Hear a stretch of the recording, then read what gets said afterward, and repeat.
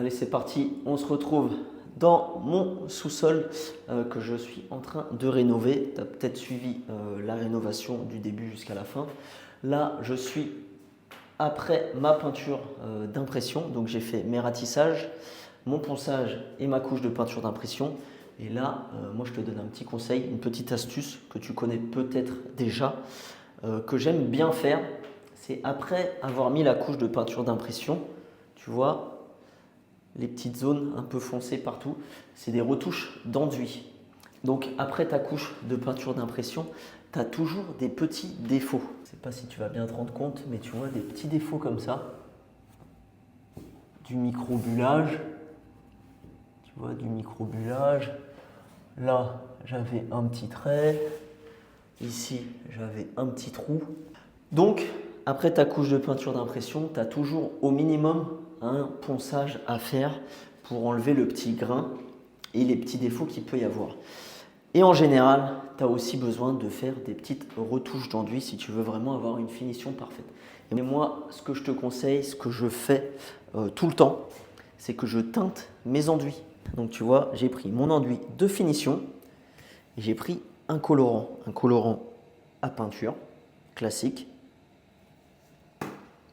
Et je suis venu teinter légèrement mon enduit. Moi, je l'ai teinté en bleu parce que là, dans mon camion, j'avais que ça et que ça se voit un petit peu mieux sur la vidéo. Mais le mieux, c'est de teinter avec du jaune ou avec du ocre. Ça évitera que tu galères à recouvrir tes retouches d'enduit avec ta peinture de finition.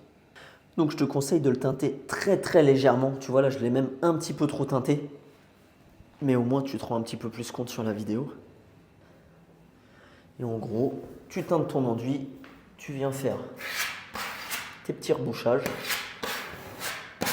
à droite à gauche. Tu vois, ça reste quand même très léger. Ça reste des rebouchages très légers. À droite à gauche, là où tu as des petits trous.